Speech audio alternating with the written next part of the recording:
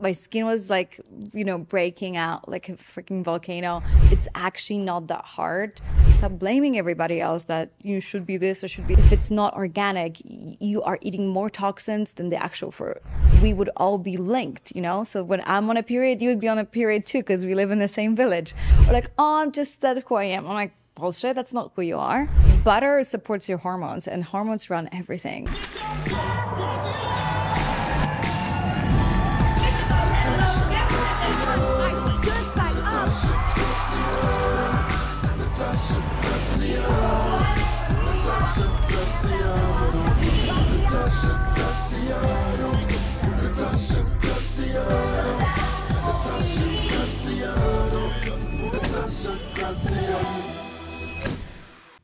Hello, everyone, and welcome back to the Law of Attraction Secrets podcast. I'm your host, Natasha Graziano. Imagine if I actually decided to say I'm a completely different person. You probably know already I'm your host. And today we have someone super fun on the show. She's actually one of my friends. I just went on her podcast. I'm going to put a link to that below because it was such an awesome episode. And today she is on the show and she's going to be talking to us about biohacking. So ladies, listen up. If you have been through a health challenge, are going through a health challenge, or want to avoid a health challenge, today's episode is for you. We're going to be diving into how to mega manifest using your femininity, how to really focus on your health. And I mean really focus on it, because if you've been through something, you understand when you don't have your health, it feels like you have nothing. Welcome to the show, Aggie Lal. Thank you for having me. I 100% agree. Like, it's so easy to manifest from a place when you're super healthy. Yes. But if you're feeling terrible and low energy, it's so hard to make anything happen. So, yeah. So tough. How did you even, you went through this illness. Look at you today. You're this huge podcast star.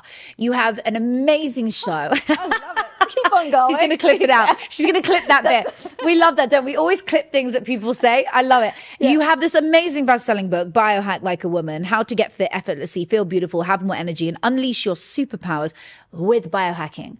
But what happened to know about this? Great question. I was a travel influencer, traveling 300 days a year, and I was following the mainstream advice. I was counting calories, drinking oat milk lattes, drinking kale smoothies from Erewhon, and I was getting more and more sick. My period was super irregular. My skin was breaking out like a freaking volcano. My hair was falling out in patches. I had bald patches. Yeah. Do you think it was the travel? At the beginning, I was like, well, I'm traveling, changing time zone for sure, but it was actually my diet. So I still travel a lot, but I now know what's going on around me and how I can manage that. So I'm just going to tap into two things. Yo, my ex-husband used to have the craziest crush on you. What? Oh my God. Yo, you just said you're a travel influencer called Aggie. I was like, girl, you're my friend, but I've just put two and two together. No, for real. Sorry if you're watching this, but am I uninvited now? Baby, I'm not with him. He's a friend, whether you're my girl. I don't give a fuck. And I never even felt away because he crushed on you before we met. But yo, let me just tell you about this. So he would once be like, yo, we should do pictures like this couple, Aggie and your boyfriend's your boyfriend at the time, getting married to him. He's a photographer. Yeah. And you guys travel the world. And he was like, look at their picture. I was like, she is so cute. And he was like, yeah, they're amazing. Oh my God, no way. And here she is. As long as my current boyfriend doesn't fancy you as well. Or my fiance the other way around. Oh my God. That is the funniest thing ever. No, that's super cool. I actually love your content. Thank you. Because you were with someone, so it's never, worry, Yeah. But meeting you now, I'd be like, shit, fuck, if I was with him and he fancied you, I'd be like, but no, it was just, oh my God, that's such a small world. Okay, crazy. So now I really understand where you were before.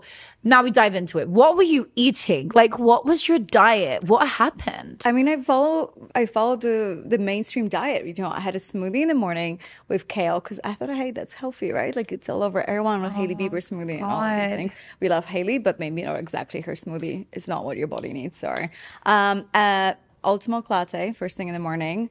and avocado toast and whatnot. So I got this device. Which sounds really healthy. So all of that stuff I probably would have eaten. Yeah, same. And I was like, well, I'm following this super healthy diet. Like I was vegan. I was like paying attention. I was avoiding cakes and sugar and whatever. So I was like, what's going on? And I got this device, it's called CGM, that checks your blood sugar. So it's like you attach it for a week or two to your body, and it tells you like your blood sugar. So blood sugar is what ages you, what has a massive impact on your breakouts, on your hormones and whatnot.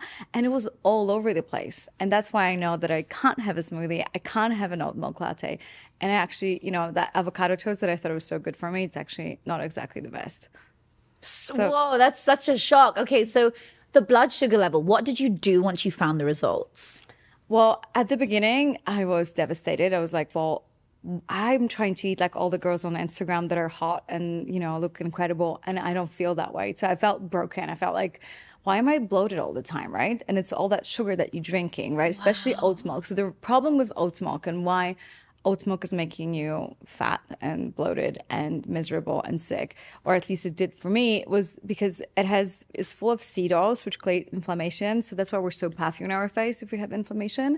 It's full of like carbs. So it's like the carbs that are blended from oats turn into sugar. And so oat milk's not good for you? No, it's really bad actually.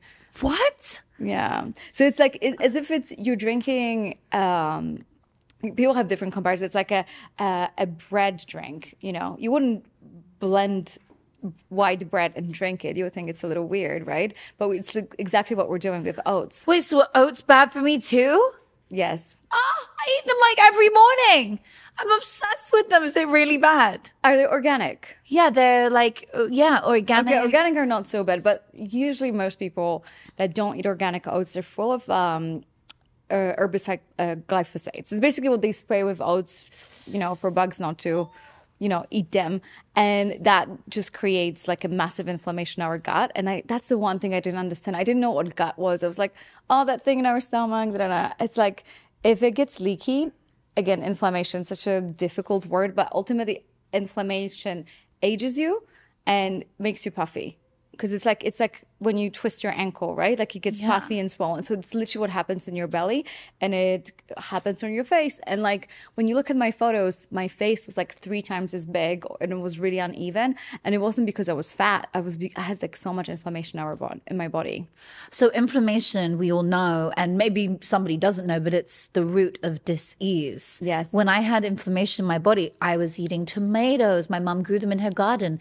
I would eat them by the dozen every day. I would eat all these vine fruits. From where I'm from, that's not something I should be eating because of my heritage and the DNA and all the hereditary things. And you could go on for days on why it is not good to eat vine, whatever you call them, vine plants. And so nightshades, that's it. So I was eating them thinking it was great. And then there and behold, I don't think it was the only thing. I think there was many other factors, and I could give you all of the things I ate, but I ate myself into disease. Yeah. And I mean, that's where I was as well. And I think a lot of women are there in the same situation. And I think we're just so used to feeling tired. And I think that what you work with on daily basis is making people like even snap out of that like mediocre level of like, it's good enough. I feel good enough. And I'm like, but you can feel absolutely fucking amazing. Why wouldn't you? Like, fight for it, you know? Yes, like, babe, I love that. That's why I think we magnetize to each other, because we're both super happy. Like, you're smiling, you're bubbly. We're like, doesn't matter what we're going through. You leave it outside. You're just happy and you just show up. And you don't have to be mediocre every day. You can be 1,000,000%. You can show up in the morning and just say, today is an amazing day. Yeah. Not today will be an amazing. Today is an amazing day. I am winning. I'm on a winning streak and I'm fucking empowered. And you just stare in the mirror and tell yourself, like, I know it's hard. Like when I had the illness, it was hard to do that. And it's like, I think when, you know, I try to get into like coaching women and help them like kind of do what you do. And I wasn't very good, as good as you are. And I think I realized like, well, maybe if I just help them a process closer, because if I help people feel good in their bodies, that unlimited energy is going to be like, when you feel good, you're like, what else can I do? Yes. Right? Totally agree. Well, when we don't have our health, I feel like we actually lose us. Yeah. When I didn't have my health, I lost the whole of me. Like the sparkle you see today, and you relate to this because you went through it, which we'll talk about in a second, but when you lose yourself, you lose your full sparkle. Yeah. And then who are you?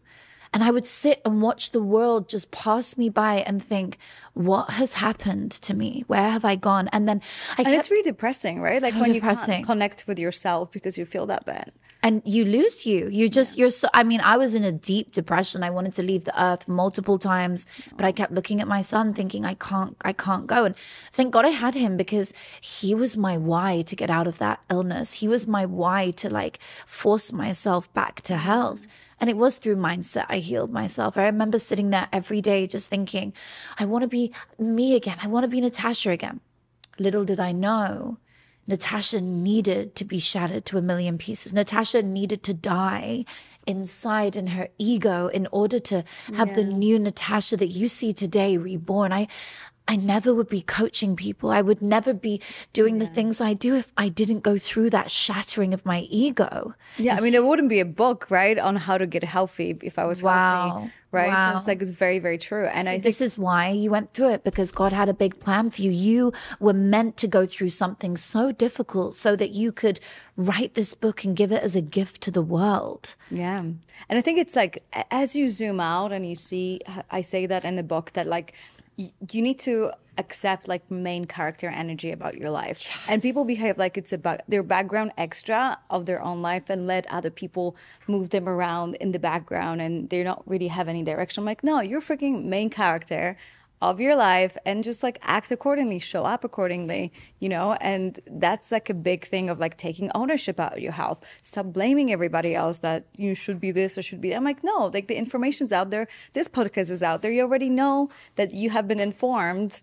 that there's an alternative way to take about your health, that you use science and technology to feel amazing, you know. 100%. And you know, a lot of rich and famous people, they're all biohacking one way or another. So it's like the sooner you get onto biohacking, the better. They also all work with the mindset, right? Like, so it's like just success leaves clues, you know? So like, what are the top performers doing? And just do the same thing, right?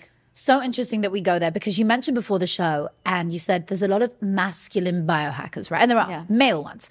And I love Dave. Yeah. We love Dave. Oh, Dave, we fucking love. So we'll just take you off this conversation, because me and Dave seem to go viral every time we're together in anything that we put up.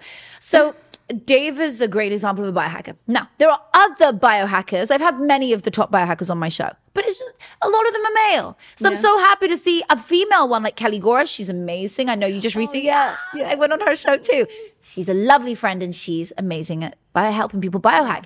So seeing a woman do it from a woman's perspective, I love. So what was it you were saying to me earlier? Can we tap back into that about the feminine energy? Yeah, it's very true. Like what kind of mom are you to your son? Like you're not his dad, you're his mom, right? Yes. And like that's like the nurturing, the tenderness and understanding that you need both energy in life. So I'm not saying like, oh, don't follow the male biohackers. I'm like, no, they bring a very beautiful masculine energy structure and going after it and pushing yourself. But when I was biohacking like they did, it wasn't working for me. I felt like I was obsessing about what I'm eating. It was too much. Then I like dove into the science and I realized, wait, if I do exactly what he's doing, okay, fasting almost every day and cold plunging, I will actually put on weight because I'm not doing it according to my cycle. So people are like, oh, women shouldn't fast. They shouldn't do cold plunging. I'm like, no, you should. Just you need to do it according to your cycle. And so this whole book is about how to do everything according to your cycle. Fascinating. So we actually should do this stuff just at a specific time. Yep. So when is the right time to fast and cold plunge? Well, so at the beginning of your cycle, so the first 2 weeks, right? So the day one is your menstruation. Take it easy depending on how intense your menstruation is. And then 5 to 7 days after, it's follicular phase. It's your inner spring. And this is where all your hormones are so happy for you to go fasting, to really push yourself at the gym with, like really intense workout. You can really fast up to 2 or 3 days if you can, and you're going to see nothing but benefits. But if you do it in the second part, or like after day 21, right before your period, you're going to put on weight, right? Because it's going to be too much for your body. So, our great grandmothers knew that. They lived according to the moon cycle, right? We were connected. We were like witches. We were empowered. There was no artificial light that was confusing our hormones. So we would all be linked, you know? So when I'm on a period, you would be on a period too, because we live in the same village. And so we got completely disconnected. We got on a pill. And one thing I really want to say about the pill, because it's like, I don't know, a lot of us are on the pill, and it's often handed as like a freaking candy. I was like, you know, you just can't get pregnant, take it, like no side effects. But apart from like making women depressed and really just like some women put on weight or whatever, you never get ovulation on your period, and ovulation is your superpower. So like they did study, and there were strippers that were ovulating and strippers that were on the pill. And the strippers that were ovulating were getting 3 times as many tips because they were considered more attractive by the men. This is fucking awesome. So basically, if I was a stripper and I wasn't on the pill, I would make more money. Because you're ovulating. So it's just superpower. Your pheromones are just oozing. Strippers, get off the fucking pill, honey. Yeah. And also, like, as a woman, I'm like, of course, like, I want to use it to my advantage. I can ask for a raise. Like, use it to your unfair advantage. Like, men cannot resist you when you're ovulating. So this is your day 14. Because why? By nature wants to keep the species alive. And it's going to ramp up all the pheromones for guys to find you attractive so you can make babies. So and I'm like, why did no one tell me this when they were getting me on the pill? And it's annoying, right? Like, so annoying. You also manage sugar better, get stronger bones, and your metabolism works better when you're ovulating. Wow. So I actually used to find that men really are attracted to me when I'm on my period. What's that about? I mean, it's all pheromones. It's like it's a signal. Hey, like I'm menstruating, right? So it's like a menstruating woman means that you're not pregnant. And when you're not pregnant, that you're a potential mate, right? So for a lot of times, like all of these signals is like what men pick up on. And there are incredible studies that women that were on the pill would get married and then get off the pill to have a baby and be repulsed by their partner. Because all of a sudden we get connected to our pheromones too. And we realize that the guy that I'm with, like, repulses me. Like, I can't even look at him because I finally can smell his pheromones and I'm connected to mine. So the pill just knocks you out of whack. This is birth control, by the way, the pill. Yeah. I really, when I was on it, it was like, I knew I had to get off it. I was on it for 10 years. I got off it and 3 weeks later, I got pregnant with my son. Like, it was that quick. So be careful if you are coming off it after this episode. We're going to have loads of babies produced and we're going to have loads of Natashas. And I'm like, what the hell? Please call your kid Natasha Graziano or just Natasha and tag me.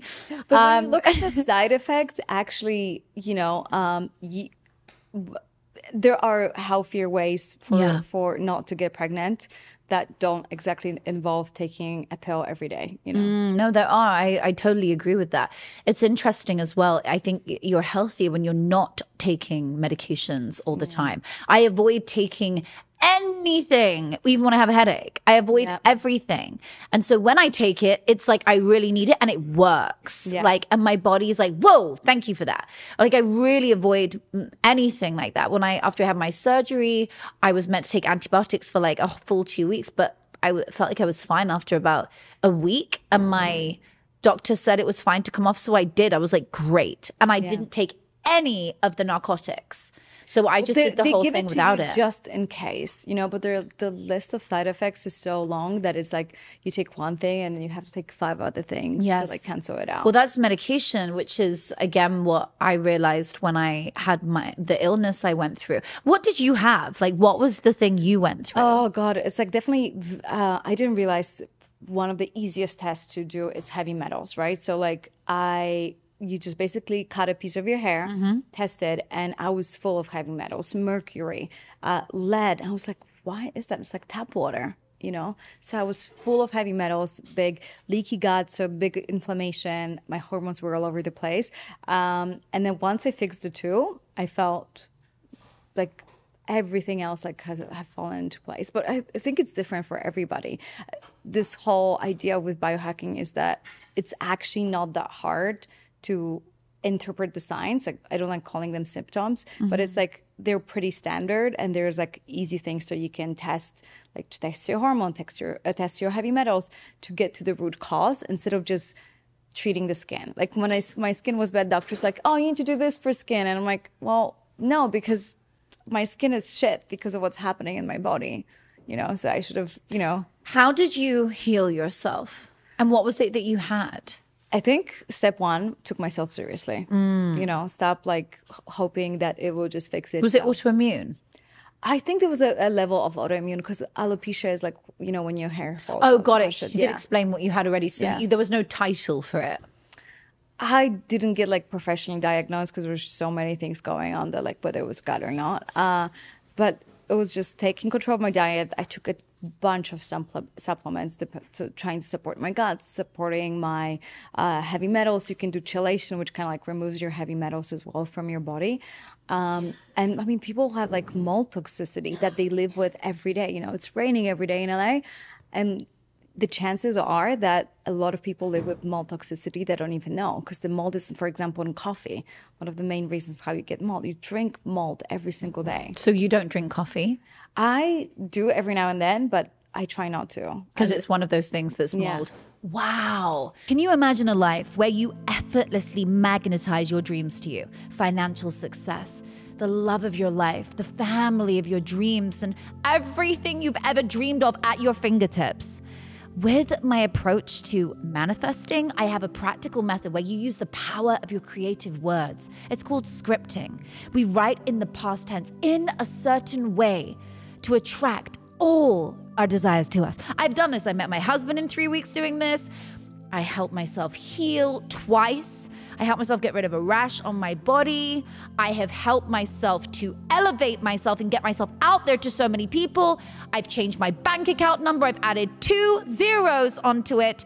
I have created abundance like I could never dream of. The most beautiful homes around the world. And you can do this too, like so many of my clients are currently doing right now. The success stories speak for themselves. I want to show you how to do it. This is for somebody who is ready though. Don't even bother coming unless you are ready to transform your life. If you feel like, oh, I'm on the fence, I don't know, none of this shit really works, then baby, it doesn't work. It doesn't work for you. This works for somebody who says, I'm ready. I'm ready to try something else. Try using the power of my words. I want to learn in a curriculum. I want to be in a group with other like-minded individuals, and I want to win. This is for entrepreneurs who are ready to go to the next level, or maybe get out of corporate America and go to the entrepreneurship world. If you're ready, come and join us inside the Scripting Society, and I'll see you there. So did you do mindset work to overcome the illness? I didn't. I basically just got to a point where I got like really sick, and I was like sick with myself being sick and sick of my own story. And I was just like, fuck it. I'm an athlete now, and I'm a healthy person. I'm a biohacker. So I had like an identity change. So instead of having a goal, I was like, what do biohackers do? They have a lifestyle. My lifestyle was shit. So I was like, I'm definitely have taken my health for granted, my energy for granted. And I apologized to my energy levels and myself for like not taking myself seriously. And I was like, cool, I'm a biohacker now. And what does it even mean to be a biohacker?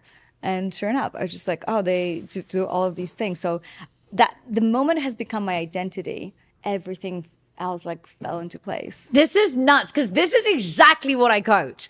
Oh, no way. Becoming a new avatar, choosing your identity. Like life's a movie. You choose your character, you write your script. So if you don't like who you are today, or you're suffering as who you are today, re-identify yourself, have an identity shift, redesign the character that you're playing so that you can show up and see different results in your life. And you literally just said. What did you post on your social media? Wait, hang on, because you said when you do something once, it's a mistake. If you do it twice, it's a decision. If you do it 3 times, is a character. And then no, if you do it 3 times, it's a habit, and if you do it 4 times, it's a character. But so we repeat a few of those mistakes because we're not mindful. Yeah. And then we think that we are that person. We're like, this is our character. Or like, oh, I'm just that who I am. I'm like, bullshit, that's not who you are. Like sick is not who you are. Or lazy is not who you are.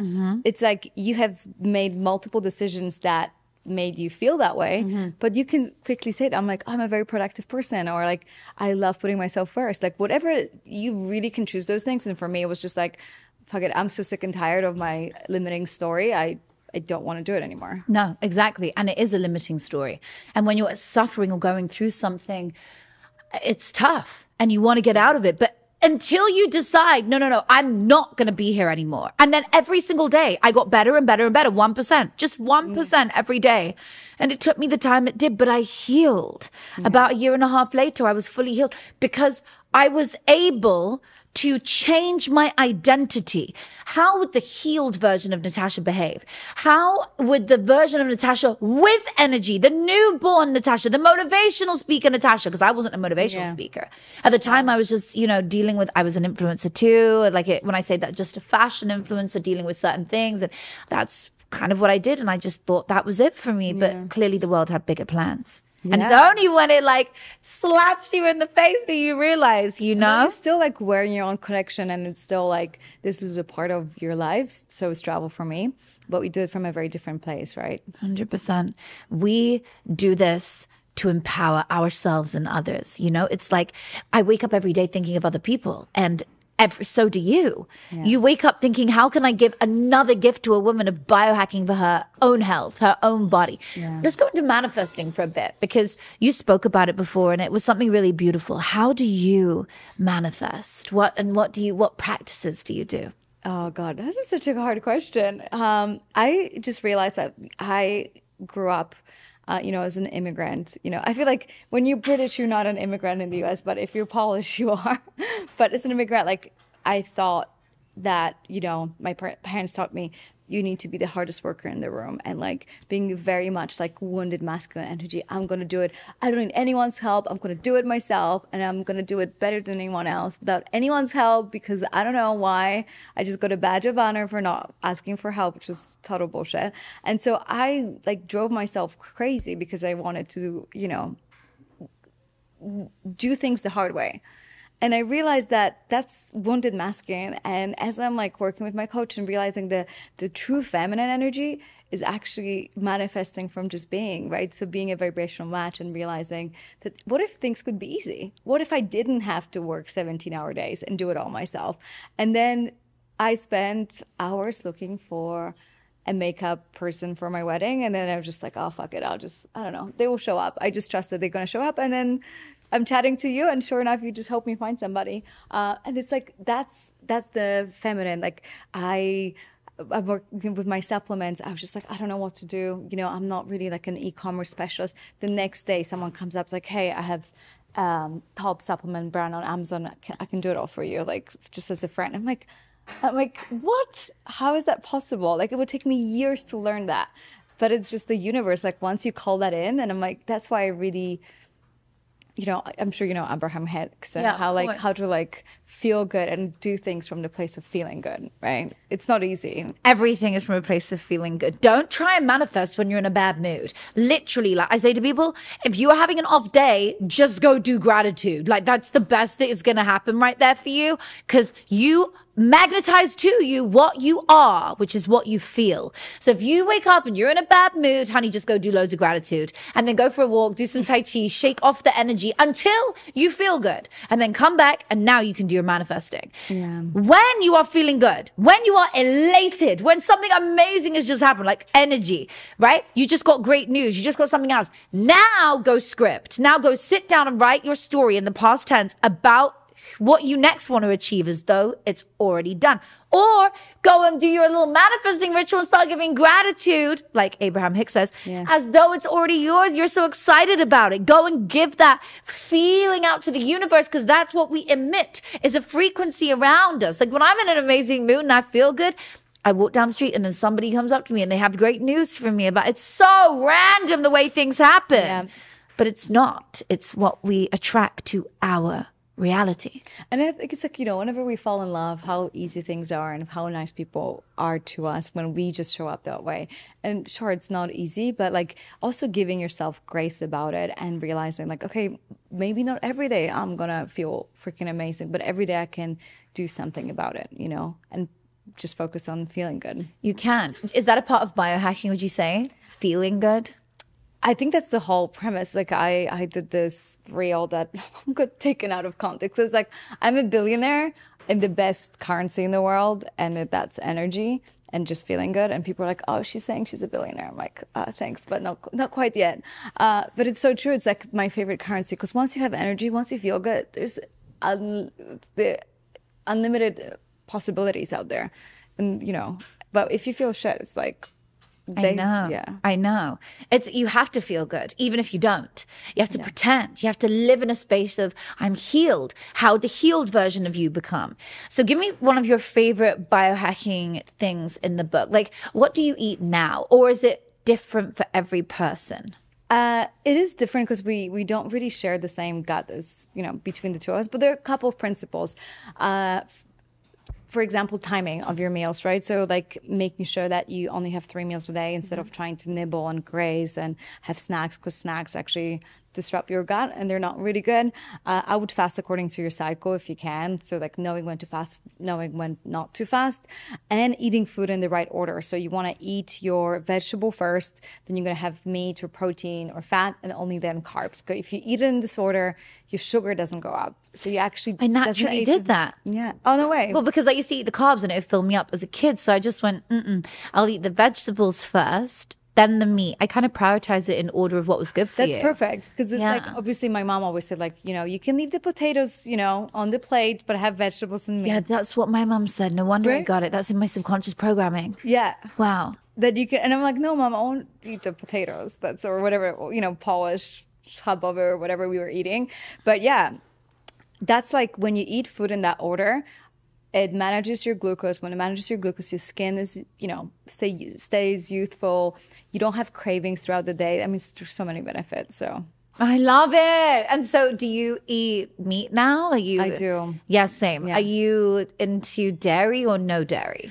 I don't usually. That's the funny thing. I'm sure you can relate that if you go to Europe, go to Italy and have a mozzarella or like bufala mozzarella, amazing. I feel great. If I have dairy in the US, I feel sick. It's just because it's pasteurized, homogenized and whatnot. And so I eat grass-fed butter. That's what he speaks about as well, Dave, I think. Yeah. But when it comes to cheeses, I just limit that because they do create inflammation, especially the ones that we have access to in the US. So grass-fed butter, you're saying is good? Yeah, I add it to my matcha. Really? Yeah. But wait, is butter not bad for us? No, it's actually really good. Wait, I'm so confused. Is it ghee? No, actual butter. Raw. You can buy it raw, but grass-fed butter, it's been, I mean, when you look at the like history, like when they did travel to remote places around the world, they realized that butter has been the sacred food that has been given to women that have been pregnant or about to get pregnant, and it's been celebrated and like been put on altars in churches in Europe. What? I'm going home and buying a whole cabinet of butter after this. Yeah, just like good quality butter, right? So like they would have like the butter that was from the very first pasture of the spring, and that butter was reserved for all the women that were trying to get pregnant that year. Whoa! So grass-fed, pasteurized butter. So grass-fed butter, unpasteurized if you can. That's like just like really good quality. Obviously, you don't have to go crazy, but a little bit of saturated fat is actually good for you. This is so nuts. Okay, so you add it to your matcha latte in the morning. Yeah, it makes it creamy. It's so cute. It makes it creamy. So, okay, wait. Do you take out oat milk, obviously, and what do you put instead? Coconut milk. Nice. I eat coconut milk. Yeah. I drink it. Okay, cool. So I'm like learning the best way to drink my drink in the morning. Yeah, and just a little bit of butter will actually like... Butter supports your hormones, and hormones run everything. You know, there's a hunger hormone, there's the satiety, the full hormone, the feeling full hormone. Sorry, there is. I mean, your estrogen, progesterone, like all of the hormones. Like we're run by hormones. You have right, so like you want to make sure that you support that. What do you think of ghee? The butter. I love it. Yeah. I would still use it for cooking. I think when you add it to it has quite a strong flavor in my matcha, but I would use it for cooking, no problem. And ghee is made of? This is butter that has been, they removed that, like it's non-dairy version because they've been cooking it for a while and they scrape out the dairy version. It's just like pure fat. Wow. Oh, I'm learning all these things. Would you eat goose fat? I would if it was like, you know, good quality. Whoa, so nuts. Because I used to cook it on my roast potatoes. I make the baddest roast potatoes. Oh, they're so good. In fact, I'm going to have to do it later. They're so Please. good. and then they like crisp up. Maybe when you guys come for dinner, we'll do something like that. Yeah, Yes, yeah, she's like, please, I want it. I really want it. I love Polish food, by the way. Oh, really? Pierogies and like, I should bring some. Obsessed. But how do you eat it in a healthy way? Because obviously some of it's like wheat and all of that stuff. Yeah, we would have to find something, like an alternative. So do you have cheat days where you'll just eat what you want? I always eat what I want. It's the funny thing that if your hormones are not unhealthy, like you would have something that's quote unquote naughty, whatever you call it, and you don't really like, your body's like, okay, cool, I'll have a bite, but it's not a vibration resonance. So I'll have it, and like you can call it guilty pleasure, but I don't feel guilty. So back in the day, I would eat something unhealthy and I was like, oh my God, I feel terrible. All the skinny girls are not eating it, and I'm eating it and I feel so bad. And I just like, it was sitting in my body and I was just like in my head, like thinking about it for 3 hours. Now I'm like, okay, chocolate cake straight from the pan, eating them. I just felt like having it. I get over it, and it doesn't like own me. You know, this is like, I don't attach a story of why I'm having that. But my hormones are healthy, so it's like very rarely that I really crave something unhealthy, right? Because the healthier you are, the harder it is for you to eat unhealthy, because you just eat things and they don't taste as good, right? Like you can tell that it's processed. What do you do for like naughty snacks, like good snacks now? Erewhon. Erewhon. Oh yeah, all their like delicious pecan butters and like, oh, they're so good. Yeah. All the like chocolates that they make. Okay, I get it. I'm going to Erewhon as well right after this.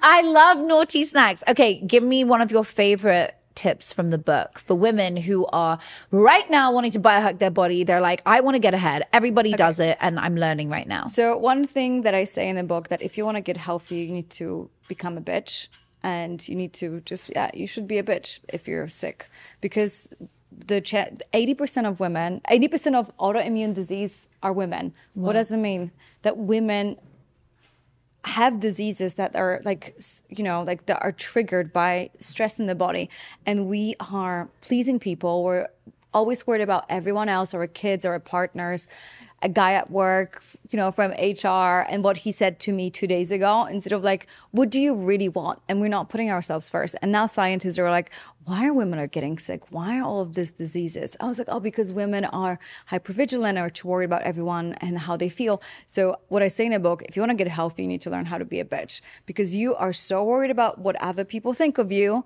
that it's literally making you sick. And you either say no or your body will. So learning to say no and celebrating other women that are saying no and crushing it is like such a good exercise.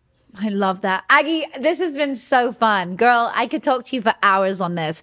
You're a plethora of... Yeah, we will. We're going to continue at dinner. This is like, you're a plethora of knowledge, and I believe that you are right. I think our cycle is going to dictate so much because of our hormones. So women... Go get yourself a copy of this book. I think anyone can read it anyway, right? But I think it's very interesting for, you know, people who have periods. But my whole point is like, how much you know about guys. Like, we know everything about guys. We read books that are for guys. I'm like, if you're a dude, do yourself a favor, learn something about female cycle, and you realize that it's actually going to be your superpower. Imagine hitting on a girl. I was like, hey, what day of the cycle you're in? Oh, 14. I know exactly what you need, you know? Wow. Right? So somebody watching this today, get this for your woman or go learn it. Okay, wait, I just opened the book randomly to the most commonly used seed oils in Western diets, including corn oil, grapeseed oil, canola oil, rapeseed, soy oil, not soil. I mean, it's in every single bag of chips and whatnot. It's like, that's the thing. Which one of these is good? None of them. Wait, so what oil is actually good for you? Coconut oil. Olive oil? Ghee. Olive oil. Yeah. So olive oil, ghee, and coconut oil. Yeah. Okay. So grapeseed oil is bad for you. Yeah. Soy is bad for you. Yeah, and it's everywhere, you know? And that's the problem with like fast food, that, you know, you realize that we apparently 10% of our diet is seed oils, but you don't even taste it. So it's in your oat milk, it's in your fries when you go to a restaurant, and they create inflammation. Then you're like, why am I puffy? Why am I like sick? I'm like, well, because you eat seed oils left and right, because they're cheap and all the restaurants do it, you know? I have to ask whenever I go to a restaurant, please can you do it in olive oil? Thanks. Okay, I'm going to play a game with you because I just opened it to a really cool page. The Dirty Dozen. I just read this page. And I don't know if I remember. Oh my God. No. It's just a really quick game. Okay, I'm going to read a few things out and just say yes or no if they're good for you. Strawberries. They're all good. It's like they need to be organic. So the Dirty Dozen is basically, if you can't afford organic, and you will read what these are, there are 12 things that need to be organic. Why? Because if they're not, they're so full of pesticides and herbicides and whatever that there's no way to get them out of that fruit. So for example, strawberry, if it's not organic, you are eating more toxins than the actual fruit. Whoa. Why is it particularly strawberries and not raspberries? The way it gets absorbed. Right. So that's why it's called the 30 dozen, because it's 12 fruit and vegetables that if you don't have organic, they're actually just really bad for you. Okay. Spinach. Spinach, I mean, it has anti-nutrients. I wouldn't have raw spinach.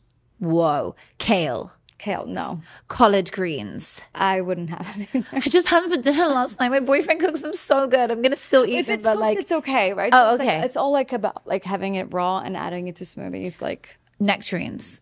organic.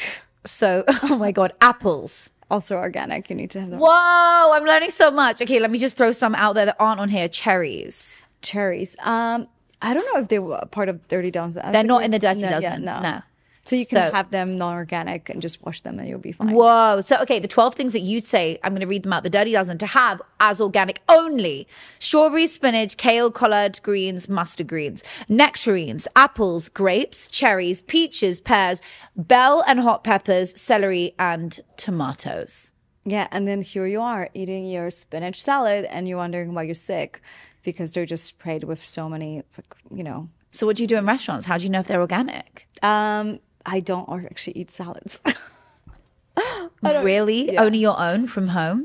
I just have like vegetables and a piece of meat. And so I used to have salads and now I'm just like, I don't know what's in that salad. Like, Whoa, this is so out there. So salad could be bad for me? yeah.